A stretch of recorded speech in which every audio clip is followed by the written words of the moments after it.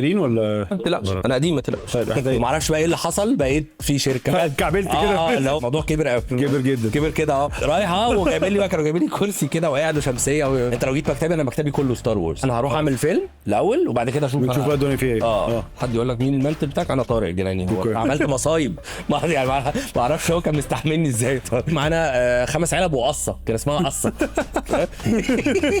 انا قلت حله المحشي لسه بقابل عمرو ربيع. انا بحب الاكل جدا، فانا دايما بحب اشتغل مع ناس بتاكل. حلقه جديده من سينكاست أيوة. هنا في السينك سامت. معانا النهارده البروديوسر العظيم مصطفى رماوي. او يعني بدل ما انا ادي انترو، مصطفى ممكن ادينا انترو عن نفسك بطريقه تحبها. مش انترو قوي، هو انا راجل بحب زمان جدا، بحب الاندستري دي، الانترتينمنت اندستري بالافلام وكده. وبعدين حظي كان حلو ان انا لقيت نفسي بشتغل فيه وانا في الجامعه، ومعرفش بقى ايه اللي حصل، بقيت في شركه وفي شغل وفي كعبلت كده. اللي هو هي ابتدت ان انا كنت رانر ومساعد مع حد، وشويه عملت حاجات واتعلمت واشتغلت مع ناس كتير. فجاه معرفش ايه اللي حصل، فجاه انا في موضوع كبر قوي. كبر جدا. كبر كده مش عارف ازاي بس تمام يعني الحمد لله. طيب ده عظيم، حلو البيزنس اللي بالصدفه. هي بجد كانت بالصدفه. انا كنت في تانية جامعه وكان عندي واحد صاحبي اخوه الكبير بيشتغل برودكشن مانجر اوكي. ساعتها، وكانوا بيعملوا مسلسل سوري بيتصور هنا في مصر. اوكي. وكان انا حد قريبي كان في الهرم شرطه يعني ماسك فهو كلمني صاحبي ده قال لي ما تساعدنا بس في التصريح. قلت له ماشي. وبعدين طيب ما تيجي التصوير عشان لو حصل حاجه انت تقول ده قريبي بدر. قلت له ماشي. فانا رايح مش فاهم حاجه طلع بدل التصريح. رايحه وجايبين لي بقى، كانوا جايبين لي كرسي كده وقاعد وشمسيه بعدين بس انا من زمان جدا يعني، انا ستار وورز هو السبب اللي انا بشتغل الشغلانه دي يعني زمان جدا. كان عندي برضه 13 14 سنه. انت لو جيت مكتبي، انا مكتبي كله ستار وورز كله. انا بحب مكتبك جدا. دارث فيدر كبير كده. فكنت بتفرج عليه وساعتها I was like انه I wanna do something. عارف ان ده مش حقيقي بس انا عايز ابقى مع الناس اللي بتعمل هذا الموضوع. ما اعرفش بقى لا برودكشن ولا اخراج ولا زمان، بس كنت حابب ده. بس طبعا كاي شاب مصري في ثانويه فاهم انه بعد كده لا، يا تخش طب يا تخش هندسه فالمهم فرحت التصوير ده بتاع صاحبي ده، واحد مش فاهم اي حاجه. وبعدين رحت لحد قلت له، كنا في الصيف كمان اجازه يعني، فقلت له هو انا ينفع انزل اعمل اي حاجه يعني؟ فقال لي يلا انزل. بس ده بجد. وفجاه يلا انزل هنا اعلان. حبيت طبعا الموضوع. فجاه لقيت نفسي بعمل فيلم استاذ يوسف نصر الله جنينه الاسماك، برودكشن كوردينيتور. كنت صغير جدا، كان عندي 22 مثلا. بس الفيلم ده انا الفيلم ده واستاذ يوسف نصر الله بالذات واستاذ ايهاب ايوب المنتج الفني، الفيلم ده اتعلمت منه كميه حاجات. لان انت بتشتغل مع استاذ يوسف نصر الله واستاذ سمير بهزان مدير التصوير الله يرحمه، وايهاب ايوب كمنتج، والافلام مصر العالميه هي اللي بتنتج، استاذ جابي خوري. فانت دخلت مدرسه ده التوب توب وانت لسه مخك فريش في الشغلانه دي. ما كانش بقالي كتير، كان بقالي يمكن سنه بشتغل. واستاذ يوسي عنده حاجه انا حبيت، ان هو ما بقى عنده هيز فيري هامبل، وهو لو شاف حد فضولي وحشري بياخده. فكنت انا اتحلت بقى مع استاذ يوسي لحد ما صورنا ومنتجنا. فكنت بروح معاه استوديو مصر واروح الصوت فخرجت من دي بخبره بتاعت المدرسه القديمه جدا بتاعت الناس الكلاسيكال واي اوف برودكشن. على فجاه بقى الموضوع وسع بقى خالص، اعلانات كترت شويه. على فجاه جالي فيلم احكي يا شهرزاد برضه مع استاذ يسري تاليف استاذ وحيد حامد. بس جالي مدير انتاج. اوكي. واي واز 24 مثلا ساعتها، كان بعد جنينه الاسماك بسنه او بسنتين. ايوه. فده كان صدمه بقى. ده ساعتها انا سبت بقى الجامعه وسبت ده ما كان بقى لا انا هروح اعمل فيلم الاول وبعد كده اشوف بقى الدنيا فيها ايه. وده كان خضر. الفيلم ده كان برضو انت برضو يسري، استاذ وحيد حامد، استاذ سمير بهزان، عطيه ارت دايركتور يعني استاذ حميده. تعامل فجأة انت محمد رمضان في اول رحلته، محمد رمضان في الاول. فكانت ده الفيلم بجد اللي علمني حاجه اللي خلاني خلاص اخد القرار بقى بتاع لا this is it انه this is the career. بس على بقى بعد كده حصل بقى انه خلاص عملت قلت اجرب مسلسلات شويه، فعملت عايز اتجوز مع استاذ طارق الجنايني.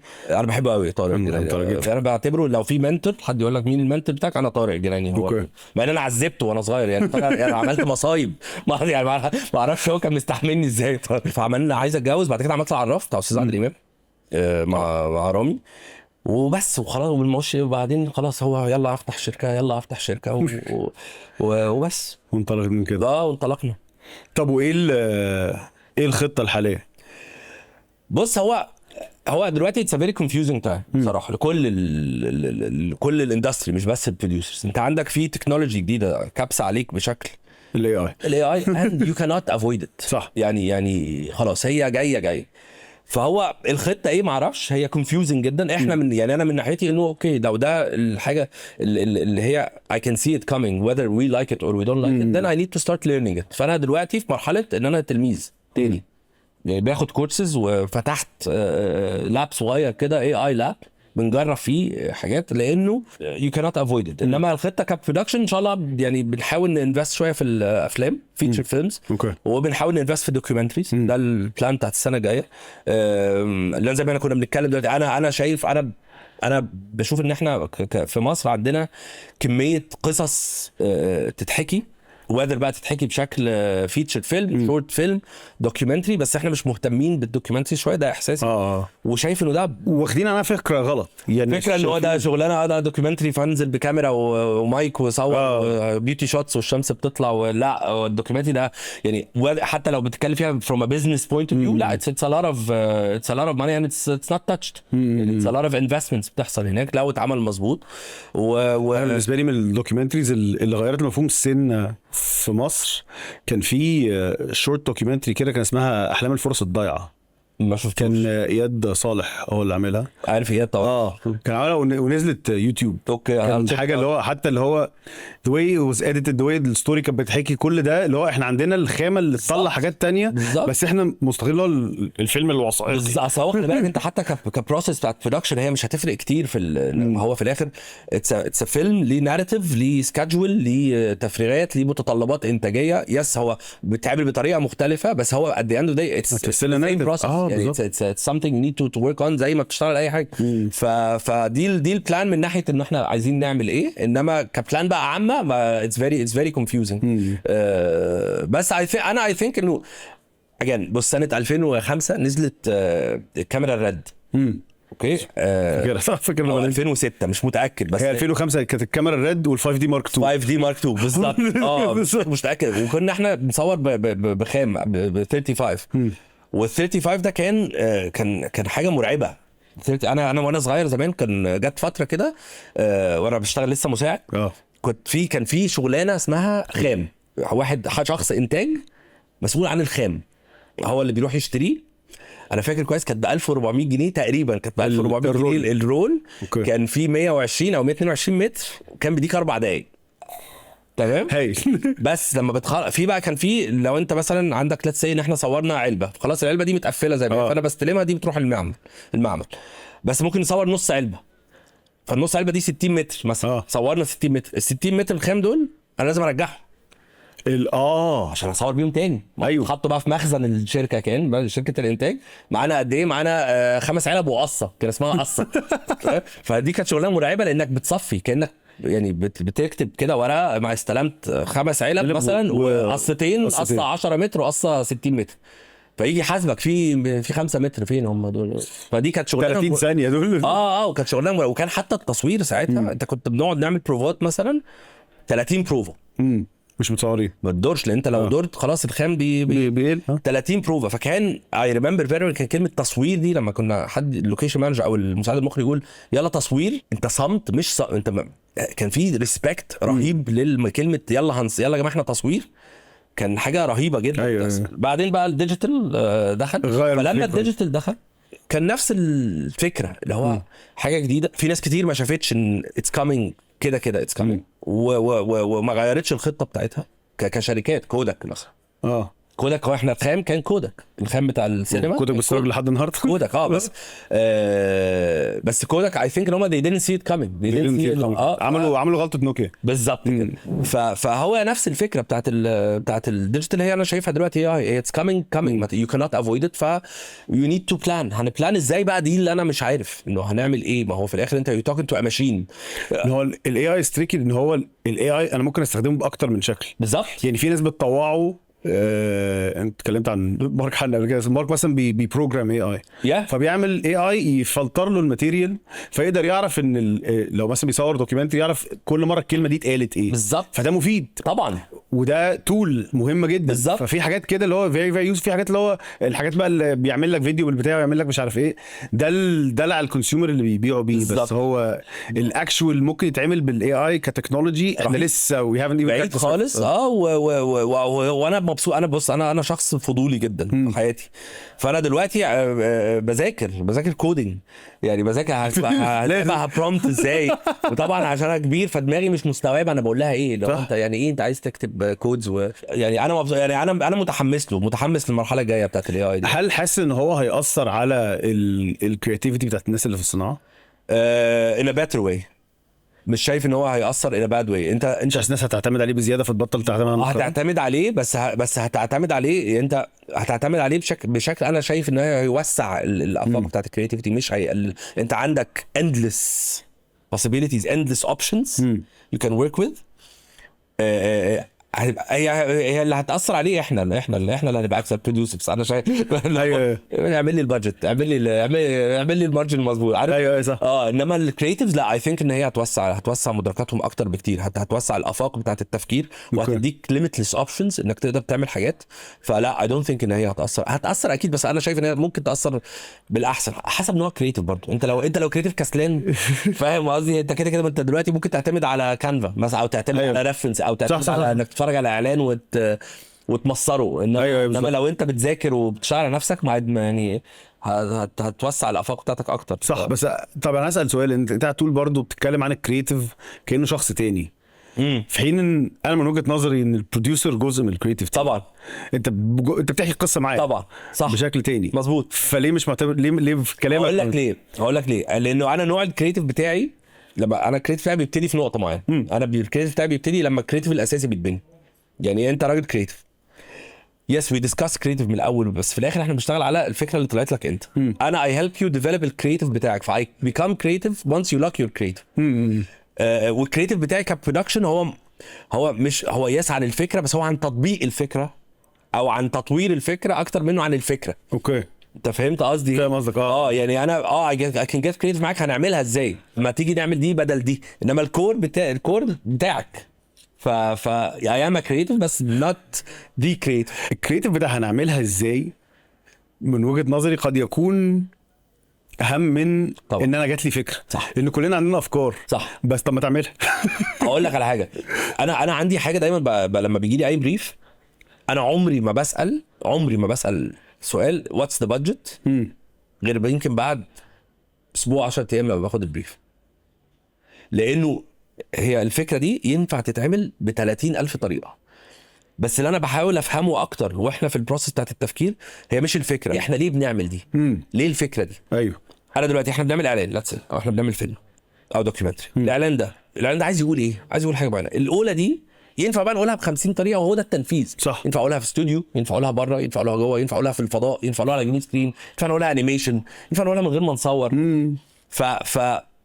يس يو رايت ان احنا تطوير التنفيذ الفكره هو مهم جدا، وده بيجي دور البروديوسر فيه. عشان كده انا دايما بشتغل بالطريقه بتاعت انه انسى البادجت دلوقتي. ودايما حد يقول لي طب البادجت، اقول له انسى تماما دلوقتي البادجت، تعالى الاول تعالى نقفلها بقى كده نشوف. وهديك 4-5 اوبشن نشوف هنعمل بيهم ايه.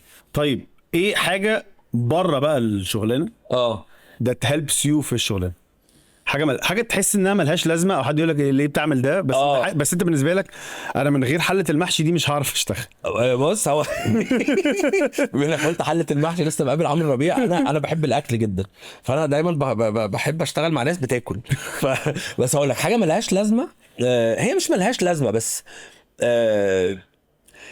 انا بحس ان البروديوسر لازم يبقى شخص نوزي قوي، يبقى مش متطفل، يبقى حشري قوي. حشري بمعنى ايه؟ انه انا وانا صغير شويه انا كنت ممكن اروح احضر تصوير، افضل قاعد جنب كاميرا مان او الفوكس بولر يوم التصوير كامل. اوكي. ومش تصويري، استاذن طبعا البروديوسر عليه لو سمحت انا هاجي عايز بس اقعد وتتكلم.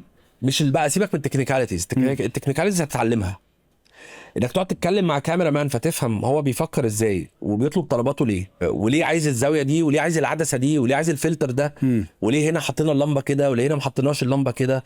او تروح تقعد مع اديتور، هو ليه ليه فاينل كات مات؟ زمان كانوا بيشتغلوا على فاينل كات صح. ليه فجاه بقى بريمير مع انه فاينل كات ده كان هو لسه عارفين باهي الرسم كبير مثلا. فدي حاجه فالسكيل مش سكيل، الحاجه اللي ملهاش لازمه ان انا بحشر نفسي بخش مع الناس. يعني ممكن اقعد اتكلم معاك في شغلك جدا عشان بس افهمه، مش تفهم من شخص نفسه، مش تفهم الشغلانه، الشخص ده بيشتغل الشغلانه ازاي، الشخص بيشتغلها ازاي وبيفكر فيها. عشان انت لو عرفت احنا شغلانتنا انت بتتعامل مع بشر طول الوقت يعني، وبتتعامل مع كذا كاليبر من الشغل وكذا توصيف وظيفي، وانت بتتعامل من التوب اوف لاين لغايه الفنيين تحت خالص. فانت محتاج تفهم هي التفكير ده، التفكير الشخص ايه ومشاكله ايه، هو بيحب الشغلانه دي ليه وايه اللي ما بيحبوش في الشغلانه دي. فانت تقدر تطورها له او تقدر تساعده، او انت بيبقى عندك بيوسع لك تفكيرك كده في ان ازاي هتنفذ بقى الشغلانه، وهتنفذها بمين وهتنفذها ليه وهتصورها فين. وسكيل كمان ان انا دايما بقول للشباب عندي كده، النوت بوكس يا جماعه، النوت بوك اقعد شخبط فيها، اكتب كل حاجه، whether بقى تو دو ليست، whether افكارك، whether شخبط، ارسم، تنظيم اليوم او تنظيم التاسكس. انا لحد دلوقتي لما باجي اعمل بريك داون لحاجه ما بعرفش بعمله طبعا على اللابتوب، بس لازم اعمله بايدي. بعمل عندي بورد كده في المكتب، لازم اعمل الجدول المعروف، سين، لوكيشن، كاست، بروبس، ووردروب بتاع. شوفها قدامك الاول كده، لازم اشوفها وبعد كده لان لما بتحرك ايدك انا بحس، ما اعرفش يمكن انا قديم، بس لما بحرك ايدي بحس ان بتجمع الافكار. هو ده اكشلي حقيقي التحريك عشان كده انا مبهر انت في الاول بتمدح في الاي اي وفي نفس الوقت تتكلم انك لازم تكتب بايدك، لان هو كان في ستاديز مؤخرا عشان نشوف الفرق، الناس اللي بتكتب بايديها القاسي وساعات تستخدم مساعد الاي اي، والناس اللي بتكتب بيورلي بالاي اي بس، الناس اللي بتشغل ايديها مخها بيشتغل في حته تانية بالظبط، لان انت عمال تكتب فالفكره بتجيب لك فكره، واقول لك على حاجه على موضوع الاي اي والكلاسيك. انا اي بليف انه اي مش بس بروديوسر، اي فيلم ميكر او اي شغلانه بقى دلوقتي، دكتور سنان، ما هو انت في environment moving so fast في كل السيكتورز، فانت لازم تادابت ولازم تتطور، بس في نفس الوقت لازم يبقى عندك الكور الكلاسيك اللي انت متعود عليه او اللي انت بتشتغل عليه. انا يعني ما اعرفش الاجيال اللي جايه من البروديوسرز يبقوا عاملين ازاي، او الدي او بيز او الدايركتورز او الادب، ما اعرفش، بس على جيلنا واحنا شويه وهنختفي يعني، مش هنلاحق عليهم. يعني انا دلوقتي في ناس عندي في المكتب انا مش فاهم هم بيقولوا ايه، يعني هو والله وبتاع، وهنعمل كده وكانفا وهنروح على برومبت، هنعمل وندخل على ران واي. انا مش عارف، انا بنتي 8 سنين وبتقعد على كاب كات. بالظبط. فبس في نفس الوقت لازم تقعد تبقى فضولي كده وتقرا عن انا بقعد انا مستني سامع عن 3 اي اتلس ده ولا لا لسه. اوكي، انا بقالي شهر مسحول بقى في كومنت اسمه 3 اي اتلس. اوكي، كل العالم فاكره انترستيلر شيب. اوكي فهو بيعدي من ورا الشمس دلوقتي، المفروض يطلع بكره تقريبا. هنشوف بقى هو ايه. تلاقيني الصبح صاحي بقرا عن ازاي عملوا عمليه زراعه مش عارف ايه. بحب قوي الحاجات دي، لان برضو خلي بالك شغلانتنا هيومن، يعني شغلانه انت يعني شغلانتك فيري هيومن، ومحتاج بقى تعرف عن كل حاجه. I think ده كونكلوجن لذيذ. نقدر نلخص التجربه كلها هو التعامل مع البشر. انت دكتور نفساني، انت يعني دكتور نفساني. وعلى فكره انا يعني لما يعني من 2-3 كده ابتديت اعوز شويه في علم نفس مش هتعرف تتعامل بس لان انت بجد دكتور نفساني، انت بتتعامل مع ايجوز كتير ومع افكار كتير ومع مشاعر كتير. يعني في ناس بتبقى جايه وناس فنانين فحساسين برضه. وحتى وفي ناس جايه انت مش عارف ظروفه ايه. يعني في واحد جاي متضايق جدا، حد عنده مشكله، حد تعبان، فانت دكتور نفساني محتاج تفضل تبالانس كده لحد ما توصل بالمشروع لبر الامان. انت عندك كلاينت عايز يماكسمايز كل حاجه من البادجت، وعندك ايجنسي عايزين يكسبوا اووردز، وعندك مخرج عايز يعمل فاهم، وعندك مدير تصوير عايز يعمل احلى صوره، وعندك انا عايز اكسب. الصراعات كلها لازم تبالانس. وعندنا لوكيشن هيروح مننا الساعه 6 بيروح بالظبط، والشمس بتروح وكل، فانت محتاج تسيل كده بالراحه لحد ما توصل. مصطفى مراوي، شكرا جدا جدا جدا بجد على الحوار الجميل ده. واحب اطلب من حضرتك اخر حاجه قول لي. تقفل لنا الحلقه، قول لهم اي حاجه، قول لهم باي باي. هقول حاجه للبروديوسرز الصغيرين، عشان هم في دلوقتي كتير قوي بروديوسرز صغيرين بيبعتوا لي وكده عايزين يشتغلوا. ما تستعجلوش. يعني انا قعدت يمكن 5 سنين او 6 سنين بشتغل، بقول بتشتغل ايه؟ فبشتغل انتاج ولا أي حاجة. انا بشتغل انتاج. وكنت بجد لما ابتديت اللي هو انا بقلب، اللي هو ابتديت يجي لي مكالمات تعالى انزل الشغلانه دي بروديوسر، فالاسامي اللي بتكلمني استاذ هبه رضوان، يعني ناس فطاحل فاهم. فاللي هو انا كنت بتكسف بتشتغل ايه بروديوسر، فاهدوا وما تستعجلوش وذاكروا كتير، ذاكروا كتير قوي كانك دكتور، يعني محتاج تذاكر طول الوقت وتطور نفسك وبس. وثانك يو. Thank you very much. شكرا. ثانك يو.